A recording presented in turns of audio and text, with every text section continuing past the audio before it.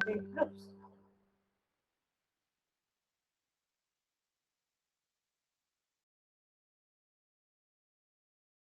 There are separate queues.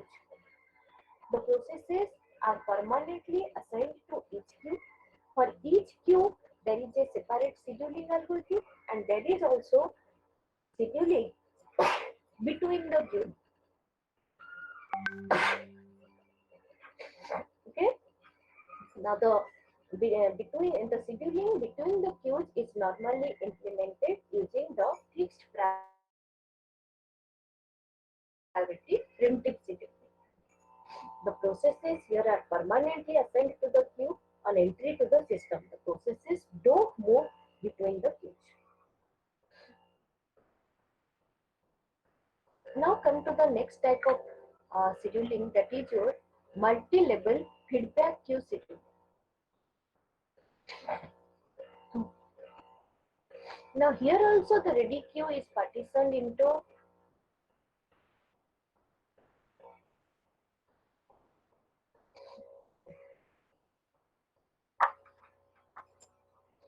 here also the ready queue is divided into or separated into multiple queues. The processes are assigned to queue according to the category, but the, unlike your multi-level queue scheduling, where the processes cannot move between the queues, here the processes can move between the various queues. In multi-level, whatever are the features of the multi-level queue scheduling, same features are there also with the multi-level feedback queue scheduling. Yes, any doubt?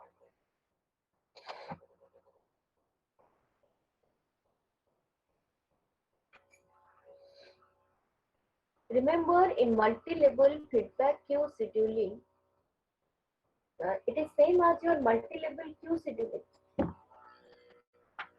Okay, only the difference is that previously in multi-level queue scheduling, the processes are permanently assigned to each queue. They cannot move between the queues. But here with multi-level feedback queue scheduling, processes can move between the various queues. Okay, so here also the processes which are easily classified into different groups according to their response time requirements, they are uh, they are moved to different queues. The ready queue is partitioned into several separate queues. Now for each queue there is also separate scheduling algorithm is used, and between the queues there is also the fixed priority primitive scheduling is applied. But only difference is that here the processes can move between the previous queues. A multi-level feedback queue scheduler is normally defined by a set of parameters. Now, what are those parameters? The number of queues, the scheduling algorithms used for each queue. Okay, how many number of queues will be there? What type of scheduling algorithm is used for each queue? What will be the method used to determine when to upgrade a process? Okay, that means upgrade a process means when to move a process from a lower priority queue to higher priority queue, so that there will be no starvation the way previously we have discussed. Next, what will be the method used to determine when to demote a process?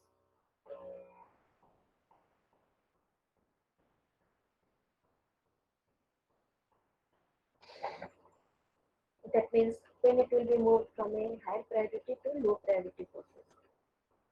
The methods needs to determine which queue a process will enter when that process needs the service. Okay. Initially, when a process enters into the system, to which queue it will be assigned. So, multi-level feedback queue scheduler is mainly defined by these following parameters: the number of queues, the scheduling algorithms for each queue, methods used to determine when to upgrade a process, method used to determine when to demote a process, method used to determine which queue a process will enter when that process needs the service. Now let's take an example. Suppose all of you just carefully understand how that multi-level feedback queue scheduling is executed, okay, or is being implemented. Suppose here uh, there are three queues are specified. Let Q0, Q1 and Q2. So the first parameter specified is number of queues is 3. Now for Q0, let the round robin scheduling is used with the time quantum 8 milliseconds. So just you can check the diagram. There are three queues represented here. The first queue, it is Q0, where the time quantum is left 8 milliseconds. Now second queue, Q1, which will show those processes which are going to be scheduled again by using round robin scheduling, but here the time quantum is 16 milliseconds. And the third queue, that is Q2, which is scheduled using your fast come fast serve scheduling. Okay. Now remember Q0 having the highest priority and Q2, that means the third queue here having the lowest priority. So the scheduling used between the queues is the fixed priority primitive scheduling. Now again it was specified that when a new job enters into the system, it is going to be stored in the Q0.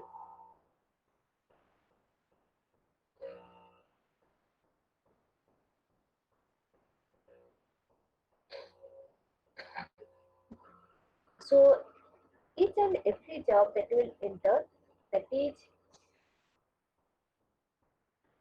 going to be first stored in the Q0, and it will allocated to the CPU for let 8 milliseconds as the time quantum is 8.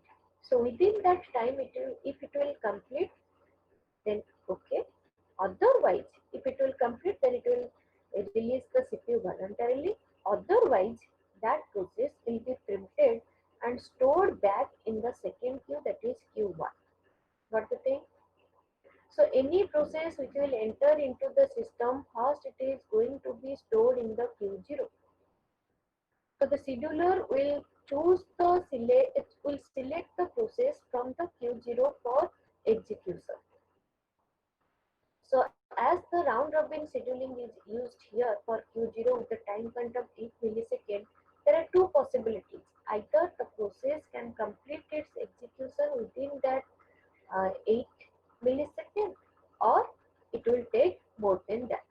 So if it will complete it within one time quantum, then the process will release the CPU voluntarily. Otherwise, the process will be printed and stored back in the Q1. So after processing all the processes in the Q0, that means when the Q0 is empty, then the scheduler will select the process from the Q1. Okay. So when your Q0 is empty, then the process from the Q1 will be selected for execution. So again, as the round robin scheduling is uh, applied for the Q1, so uh, from the Q1, when the scheduler selects a process, it will be allocated to the CPU for 16 milliseconds. So now within that time quantum, either the process will complete, or if it will not complete, it will be printed and again stored back in the third queue, not in the same queue. That is the difference between the multi-level queue and multi-level feedback queue scheduling. Previously, in the multi-level queue scheduling, when one process within any queue is printed, it is stored back in the same queue. But here it is not stored back in the same queue. It is moving to the next queue. So here, if a process stored in Q1 is not able to it is printed and stored back in the Q2, in the third queue. So after processing all the processes in the Q1, then the scheduler will select the process from the Q2. And here, based on the fast come fast serve schedule.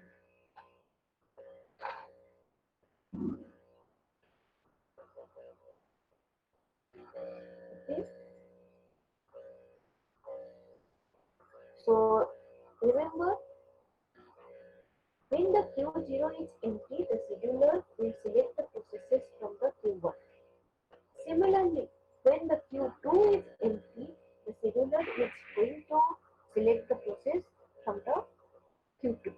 So Q0, Q1 are empty, then only the process from the Q2 is going to be selected. Now, if a process in the Q2 is being executed and a new process enters into the Q0, then in that case, the process which is currently executing is going to be printed and stored back again in the Q2. And the newly entered process into the Q0 will start its execution. Because here the algorithm gives highest priority to any process with a CPU burst of 8 milliseconds or less. So such processes will quickly get the CPU, finish its CPU burst and go up to its next task or the next input output burst. The processes which need more than 8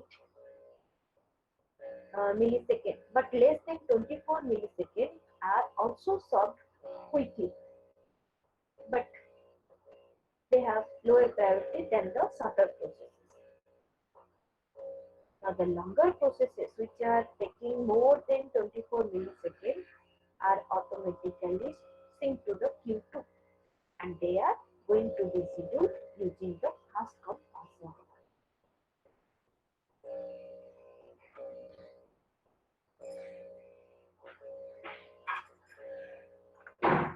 Okay, so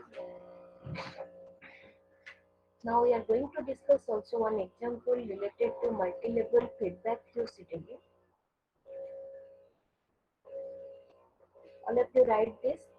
There are 4 processes. Let's assume the arrival time for all the 4 processes are 0. The burst time for P1 is 25, for P2 20, for P3 5, P4 30.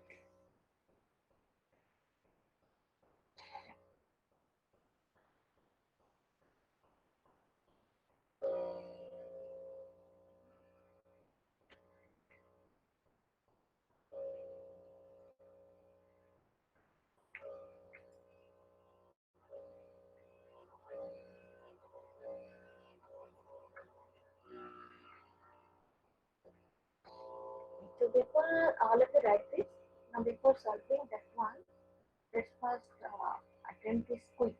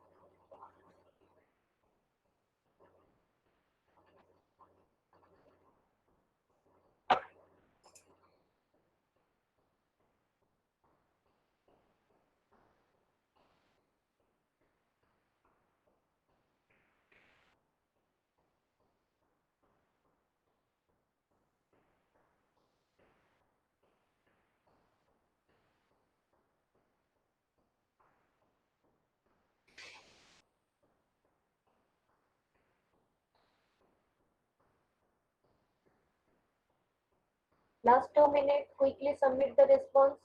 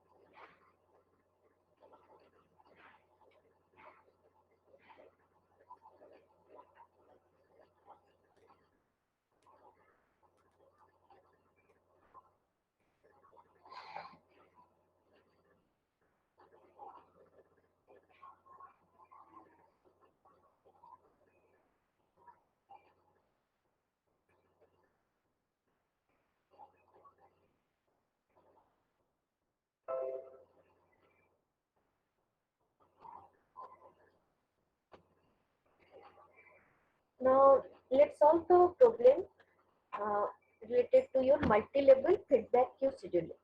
Okay. So here, assume that, am I audible to all of you? Yes, ma'am. So here it was, let's specify that there are 3 queues available.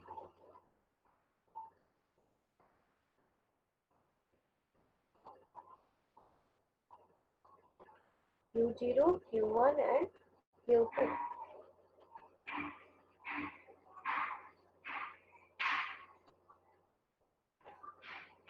Q0, Q1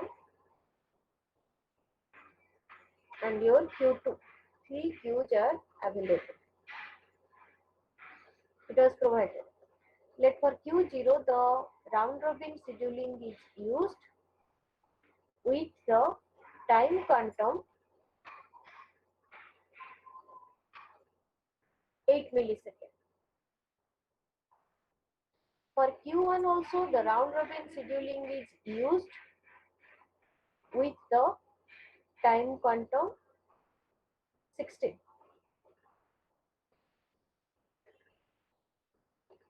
And for Q2, the third queue, simply the fast come fast serve scheduling is used.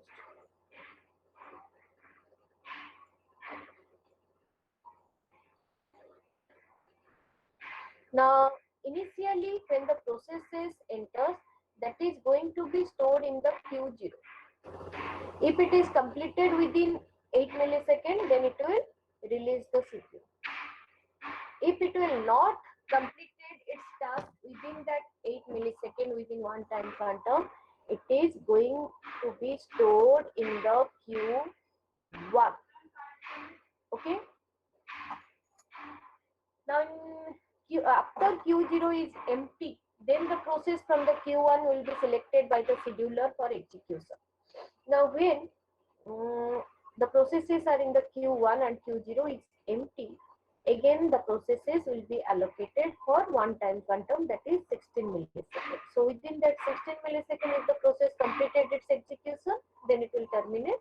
It will simply release the CPU.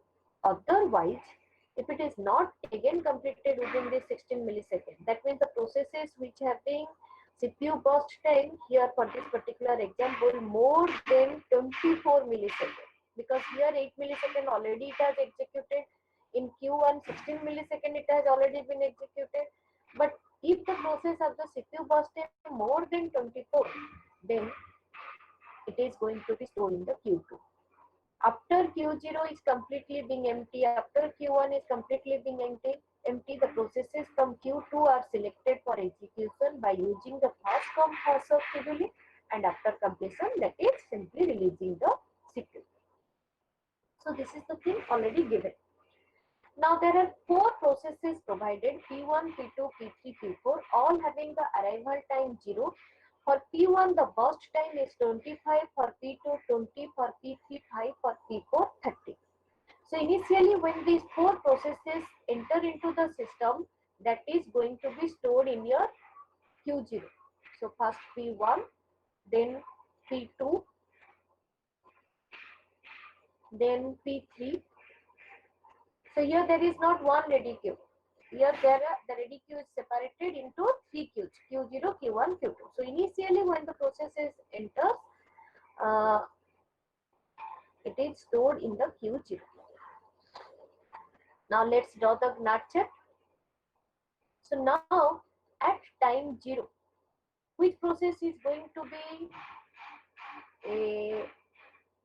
allocated to the CPU for execution? Out of these four, P1, P2, P3, P4, which one will be allocated to the CPU for execution? Yes, P1. P1. So P1 will be taken and allocated here. Now P1 will execute up to P1 will execute up to 8. because the time quantum is 8 millisecond corresponding to Q0. So now here it will execute for 8 millisecond. So now within 8 millisecond P1 is not able to complete its execution. So what will happen to P1 now? After this, P1 is going to store in the Q1. Okay. And what is the remaining burst time for P1 now? 25 minus 8. That is 17. Got the thing? Or any doubt? Yes, ma'am. Got it. Now, what is the next process to be allocated to the CPU for execution? P2. P2. So next process selected is P2. Now P2 again will be executed for how much time? 8. 8. So it will continue up to 16. Okay. So within this 8 millisecond, again just check the burst time of P2. It cannot complete its execution. So what will happen to P2 now? After 8 millisecond, P2 is going to be stored in Q1 with the remaining burst time. So remaining burst time for P2 is now 12. 12. 12. Now the next process to be allocated to the CPU is P3. So P3, what is the burst time for P3? 5. 5. So P3 will continue up to 21. 21. So after this, P3 is simply releasing the CPU voluntarily. It is not going to use the entire time quantum. Simply after 5 milliseconds, it has completed its task. So it will, after completion, it is going to release the CPU. So P3 is not going to be stored anywhere in Q1 or Q2. P3 has already completed its execution. Now what is the next process to be allocated to the CPU for execution? P4. So now P4 will be allocated. So P4 will continue for how much time? 8. 8 milliseconds. So it will continue up to 29. 29. 9. So the remaining burst time for P4 is now 22. 22. Okay. So now P4, after releasing the CPU, it is going to be stored in Q1, not in Q0. So just check. Now the Q0 is empty. There is no other processes in the Q0 now. All the processes in the Q0 have been selected and have been allocated to the CPU for execution. Now can you tell me which process will be allocated to the CPU next? P1. P1. P1. One second from the Q1. Okay. As the Q0 is empty, now the scheduler is going to select the processes from Q1. So next process to be allocated is again P1. Now here, when P1 will be allocated, it will execute for how much time? It will give the CPU for how much time? 16. 16. Okay. So the remaining burst time of P1 was 17. Again, P1 cannot completed within this second time quantum, that is 16. So after 16 millisecond, again P1 is going to be printed and stored where?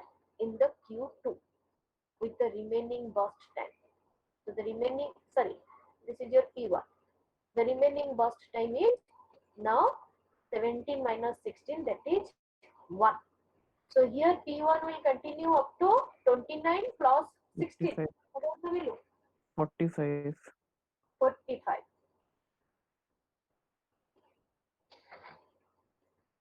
Okay. So what is the next process to be allocated to the CPU for execution now? P2. P2. So next one in the Q1 is P2. So now P2 will be allocated to the CPU. Now what was the remaining burst time for P2? 12. So that means it can completed within this time quantum, which was 16.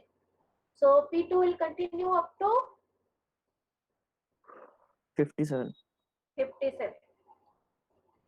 So after 12 millisecond, it is automatically going to release the CPU. It is not going to be printed and stored back in the Q2. P2 completed its execution. Now, what is the next process to be allocated?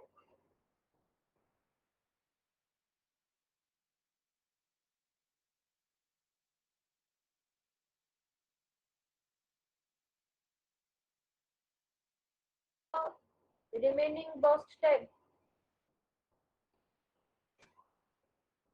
What was the remaining burst time for P4? 22. Okay, it was 22. 22. So it cannot again completed within 16 milliseconds. So what will happen? After executing 16 milliseconds, P4 is going to store in the Q2 with the remaining burst time, that is 6 now. Okay, so P1 has gone to Q2, P4 has gone to Q2 with the remaining burst time for P1 is 1, for P4 is 6.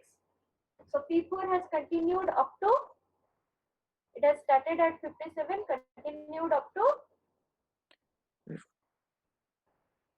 57 plus 16. कितना हुआ? Yes. 57. 73. 73. Okay. So now just check. Q0 is empty. No processes are there in the Q0. Q1 is empty. There is no processes in Q1. So what will happen? The scheduler will select the process now from Q2 and it will execute the processes now using fast come fast serve scheduling. So again the next process to be allocated to the CPU is which one? P1. P1. So now P1 will be allocated. It will continue up to 74. 74 because the remaining burst time for P1 is 1. So it will continue up to 74. And finally, the next process, that was P4, will be allocated to the CPU and it will continue up to how much? 80. 80. 80. The remaining burst time for P4 is 6. So 74 plus 6, it will continue up to Got the concept? So now let's quickly find out the turnaround time, waiting time, and the response time for each processes. Now will tell me for P1 what will be the turnaround time? Turnaround time for P1, finish time minus arrival time. At which time P1 has completed its execution? 74. 74. So 74 minus 0, that is 74. For P2, what is the turnaround time?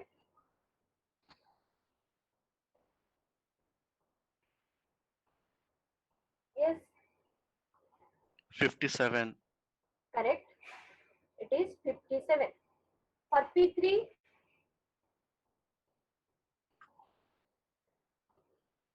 74. P3, Oh, sorry, ma'am. 21. 21. 21, 21, yes. For P4, look at the Gantt chart. For P4,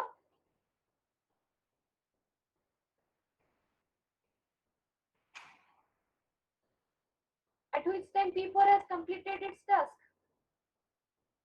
80. 80. 80. So 80 minus 0, that is 80. Now find out the average turnaround time. 58. 58. Correct. Now let's find out the waiting time. For P1, what will be the waiting time?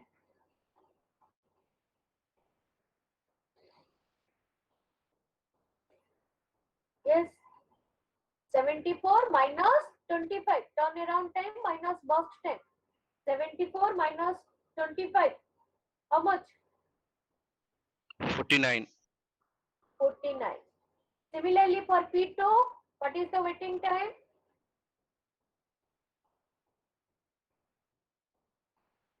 (57) minus 20. That is 37. 37. For P3, 21 minus 5. 16. 16. For P4, 80 minus 30. That is 50. Find the average waiting time. 38. 38. Correct. Now let's find out the response time. For P1, what is the response time? 8. Yes. For P1, first time. What is the first response minus arrival time? First time P1 is allocated to the CPU at 0. 0. So the response time for P1 is 0 minus 0, that is 0. Got the thing? Yes, First ma'am. time P1 is allocated at time 0. So the response time for P1 is 0 minus 0, that is 0. For P2, 8. 8. For P3, 16. 16. For P4, 21. 20. So the average response time, 11.25. 11.25. So here the waiting time and the response time are not same.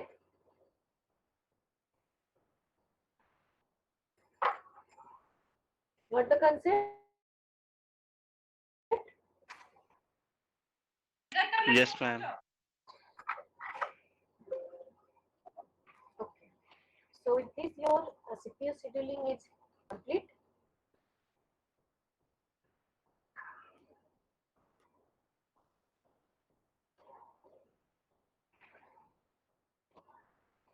So next class we will discuss few more problems related to that. Now all of you respond to your roll call.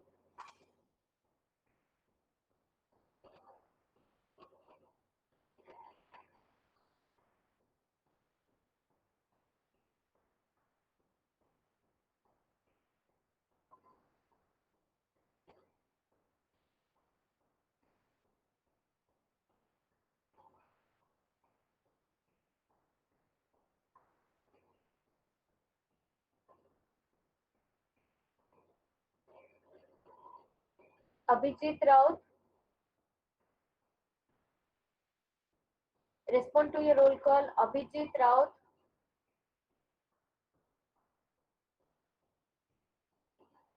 Ankit Das.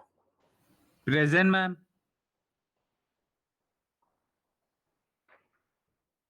Simon Pradhan. Simon Pradhan. Parthasarathi Malik. Present, ma'am. Tanya Jha. Present, ma'am. Ashutosh Mishra. Yes, ma'am. Nikhil Kumar. Yes, ma'am. Ashutosh Mishra. Yes, Nikhil Kumar. Nikhil Kumar. Rahul Senapati. Yes, ma'am. Present. Ayushman Ray. Present, ma'am. Chandrakant Gupta. Present, ma'am. Atish Raj. Jitish Naik. Present, ma'am. Pratyush Patel. Present, ma'am. Anup Kumar Mukherjee. Hariom Kumar. Sandeep Mishra. Present, sir. Present, ma'am. Trivikram Patnaik. Present, ma'am. Again present. Smriti Ranjan Biswal. Yes, ma'am. Rajiv Dubey. Present, ma'am. Sukriti Motak. Present, ma'am. Sambit Kumar Sahu. Present, ma'am. Krishna Murari Sharma. Krishna Murari Sharma. Rihan Ahmad Khan. Present. Divya Prakash Naik. Present, ma'am. Kakan Chatterjee. Present, ma'am. Ashutosh Sinha. Present, ma'am. Debojyoti Das. Present, ma'am. Shikhar Swarup. Present, ma'am. Soumya Mahapatra. Present, ma'am. Shirsak Samantre. Yes, ma'am. Ananya Linka. Present, ma'am. Shruti Namra Mahapatra. Present, ma'am. Khushi. Present, ma'am. Neha Ranjan Palli. Present, ma'am. Sibulu Das. Present, ma'am. Nikita Rojalin Sahu. Present, ma'am. Krishna Samal. Present, ma'am. Abhishekar. Present, ma'am. Sheikh Mohammadi.